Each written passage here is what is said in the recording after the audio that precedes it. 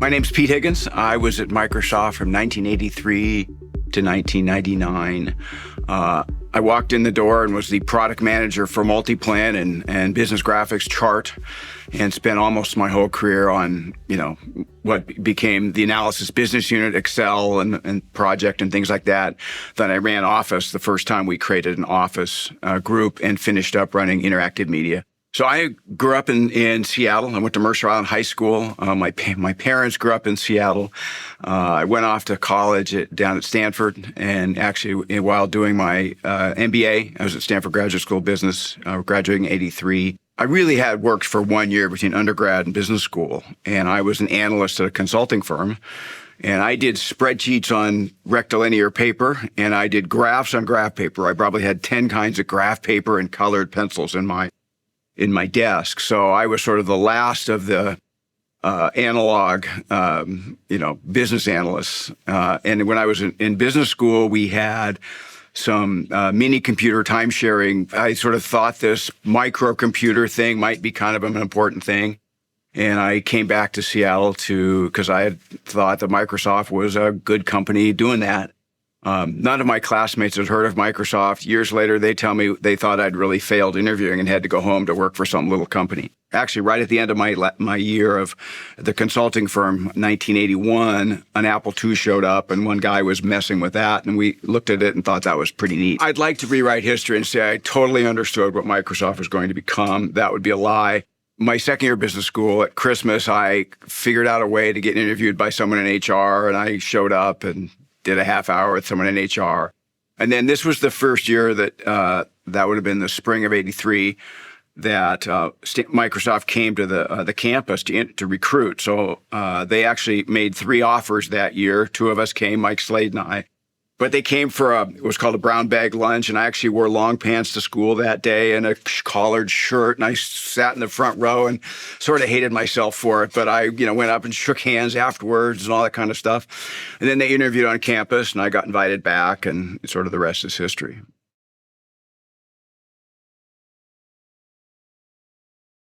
And I was in the lobby waiting quite a while. And then all of a sudden, my boss at the time, Jeff Rakes, comes running by going, "Come on, we're late."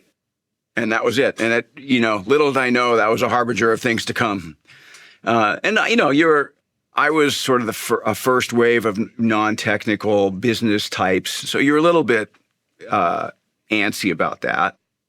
Maybe my second day, I got an email for Peter H. I was Pete H. asking me to come fix a bug in something on the Apple II. And I went, oh boy, this is going to be the shortest career ever. I was the product manager for spreadsheets, AKA Multiplan, and graphics, we had Microsoft Chart was going to ship a year later. Multiplan was shipping. Soon after, the first Excel meeting was a month into my tenure. It was the Plan 2.0 meeting held at and I had nothing to say because I knew absolutely nothing. I was the product manager then. Really, we kind of did everything. I reviewed the manual. I would go home at night and try to find bugs. You did everything from PR to, help write specs and so forth. So there's almost nothing you didn't get involved in. Excel shipped on the Macintosh first in 1985, and the competition was Lotus Jazz, which was, a multi-function product, and we beat them, and that happened pretty quick, and that was a great win. We then came out with Windows Excel in late 1987, and it was a struggle for a while. Windows on Windows didn't work that well then. It was a pain to get it installed, and the limited memory in the machines that existed. When you got it installed and working, people liked it a lot. But until Windows 3 came out, we were, sort of single-digit market share. We tracked it very closely. Every 1/10 of a point we thought was wonderful. But we were trying to beat Lotus. We were a better development team than they were, and we were adding features and paying attention to what users wanted way better than they were. I think we passed them in the third quarter of 1992. We stole every interesting feature shamelessly from every interesting product we could find. We came up with our own ideas, and we just innovated faster, honestly. Now, that wouldn't have mattered until Windows 3 came out, and all of a sudden, all this memory to work with, and all of a sudden, it was easy to install. It worked great. It was fast. Blah blah blah. But then the real win, we came out with I guess it would be Excel 3, which would be December 11th of 1990, I think is right. That was a big move forward for us, and that's when the acceleration began. We had probably just the move to protect mode Windows or Windows 3 probably got us from 6-7% market share, almost closer to 20, just because the platform worked a lot better. And then we took off from there. That's when we knew we really had a chance. And then we got sort of really exploited GUI more and more. The more we did, the more people liked it. And so we said, oh, that's kind of cool. And then Lotus came out with their 123W, which was tried to cleave to both worlds, the old character world and the Windows world. And it wasn't that good. That was one of my best days ever at work, was the day we got their beta. And, all work stopped, and we just looked at the early version of theirs, and we said, oh man, we got this. Did I think Excel would still be in use today? No, I didn't think about it much at the time, but no, you would have never thought that. Remember, platform, so let's call 83 to in the 80s and 90s, platform changes, happened. Well, we probably saw 2 or 3 in that time period. What we didn't really know is once you got to Windows, it would sort of stabilize, and there wasn't a new platform change that was going to upend productivity software. I was, running marketing basically for Excel. In 88, Mike Maples came, and he broke the organization into business units. So we had the Office business unit run by Jeff Rakes, which is Word, essentially Word, but he had email and Office strategy. Jeff Harbers was in charge of the database data access business unit. Susan Boshin had the entry business unit. Bob Gaskins down in Menlo Park had the graphics business unit, PowerPoint. And I was the analysis business unit, which was Excel and Project. And so we were, we had a P&L, and we had all the functions. So I had, all of us had development, testing, user education, marketing, program management working for us. Localization was a separate group at that time. And so, we did that. And then, so that 88 to 92, in that time, we launched Office. Office at that point was separate from anything we did in the Word or Excel groups. It was done, we put shrink wrap around the boxes, and it was a marketing exercise. So great, but it started to become a bigger part of our business. So in 92, we created a desktop applications division, which is all of Office, essentially, all the applications in Office except Access. And I was put in charge of that. And, the big strategy move was we looked at surveys, and people were buying our applications because they work together. And we went, not really. They don't work together very well. Maybe we should actually do what people think they're buying. And so we did. And that was culturally hard because, we had all the product groups were fiercely independent, very smart, very opinionated, very focused on their user. And we picked a set of things to be made consistent and work together. And that became Office 4, which shipped in 1994. That was a roaring success because all of a sudden we actually were doing some of the things people thought we should do, and they really liked it. And that really started. That was the first time we did shared development in the desktop group, and that really worked.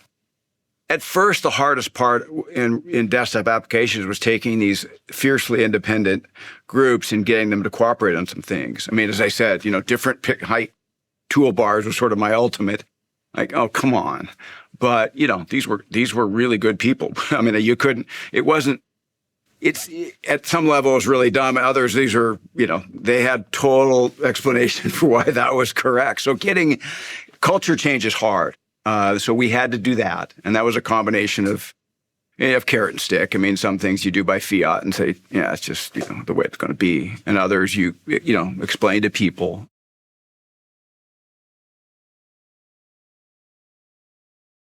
I spent, 18 months, something like that, where Nathan Myhrvold and I were two in a box overseeing Office, interactive media, Microsoft Research, hardware. And then that I have to probably 18 months, maybe a little longer. And then I spent about 18 months in charge of the interactive media division. That aspect of what Nathan and I were running that. Paul Moritz was running systems, and then Nathan's and my responsibility was called applications and content. And then I just essentially took what we refer to as applications was Office mostly, and then I took the last stint was the interactive media stuff. Interactive media was the term we created for, a group in a company that summarized, we had CD-ROM applications. Remember, we were just coming out of the consumer apps on CD-ROM. So we had, Microsoft Dogs and Microsoft Wine and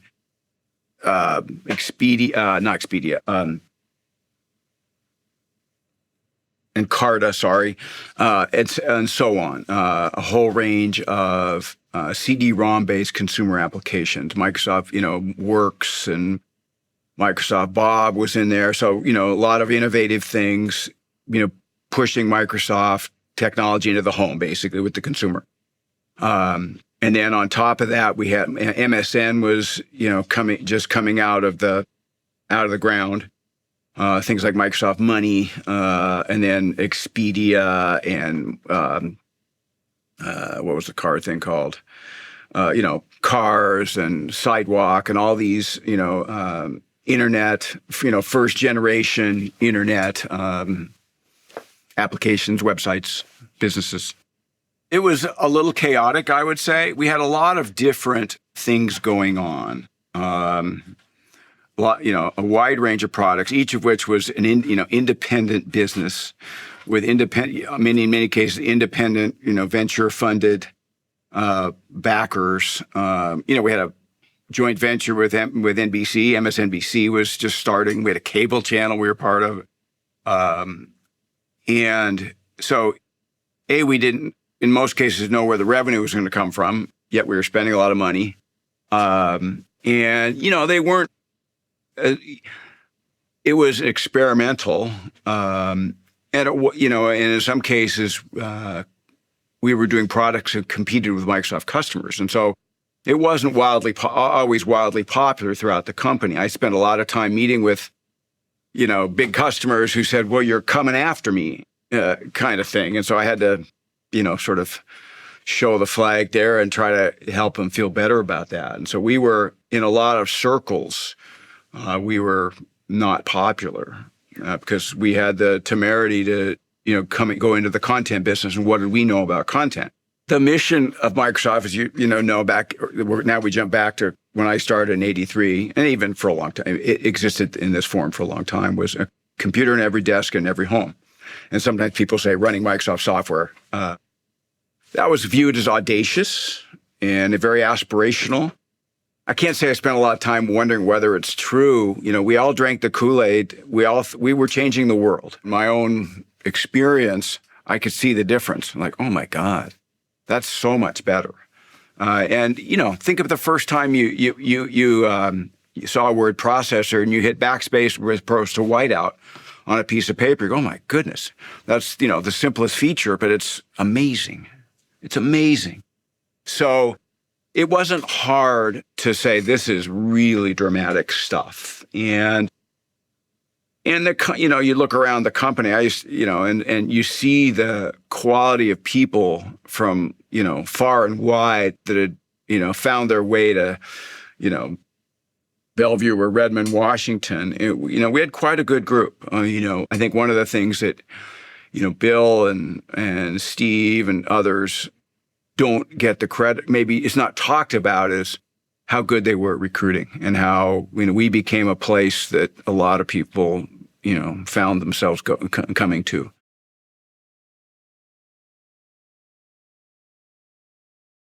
You kept track of where your car was, what cars were there when you arrived, and what were there when you left. We worked long hours, and you had to be pretty creative. There were no models. I tell people today we were lucky that I was 25, given way more responsibility than I knew what to do with. But there was no one 10 years older who'd done this stuff before. So the number of times is like, oh, what should I do now? And then the answer was, I don't know, go figure something out. Total startup mentality. I think that's the thing that gets lost. Here we're doing a 50-year, retrospective on Microsoft, and we were every bit the startup that people think about today. Everybody has their heyday, the part where it sort of really felt right. And for me, when I was first running the analysis business unit, I was really Excel and project, and then Office, where we really had a wonderful team of people. That was the time, when we were taking down Lotus, and we knew we were. And I think that you go back the analysis business unit portion, right about 1990, we had about 200 people. I knew everybody. We'd sit in the hallway and argue about new product versions and what we should be doing. Late into the night. And, it was really a pretty pure existence. We were just trying to create the best product we could. Office was, a little bit bigger operation, and I was, a little bit less connected to the detail, which, the product detail. I was more of the, the ringmaster at that time. But again, I just think about the team we had, and it was just fun doing it.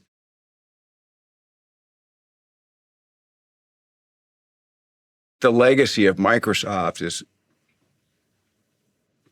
the company, obviously Bill and Paul were the first people, among the first, certainly the first, and they built the biggest and best company that really recognized the potential of the microprocessor, and in particular software. I mean, they got the best name, right? They were the first people to get microcomputers and software. So they were there, but they really got it right ahead of other people. And so the legacy is of that recognition and being and consistently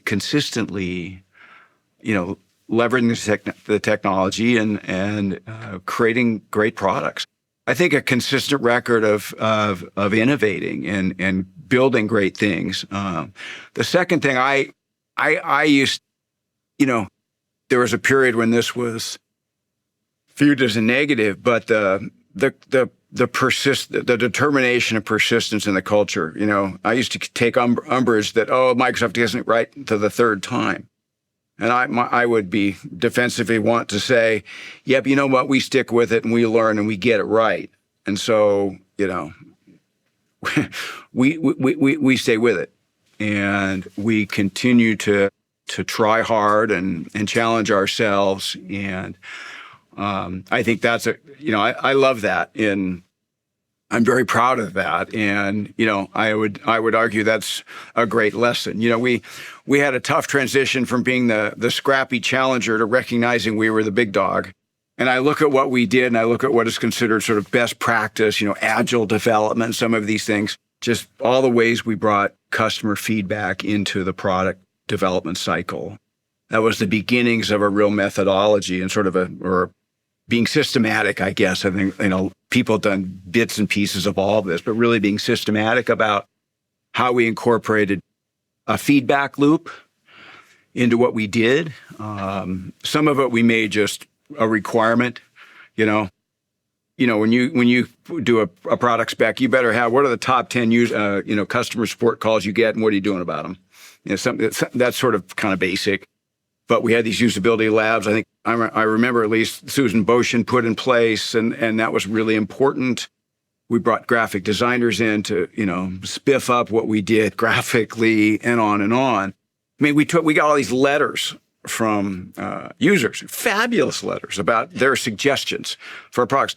I had them put all over the walls where people got coffee, and everybody read them. And it was really useful. The whole team developed an understanding of who these people were who were spending lots of time with what we did and had amazing suggestions. And one of the big aha moments was the little tiny changes, the fine sandpaper made a huge difference to people of all ability levels. Just fix that a little bit. That's annoying. And it's incredible the number of suggestions we got, and we'd read them all and go, wow, that's really neat. So, I think that really being part of that, developing that methodology, and you could see our products improve dramatically because of it. So that was pretty neat.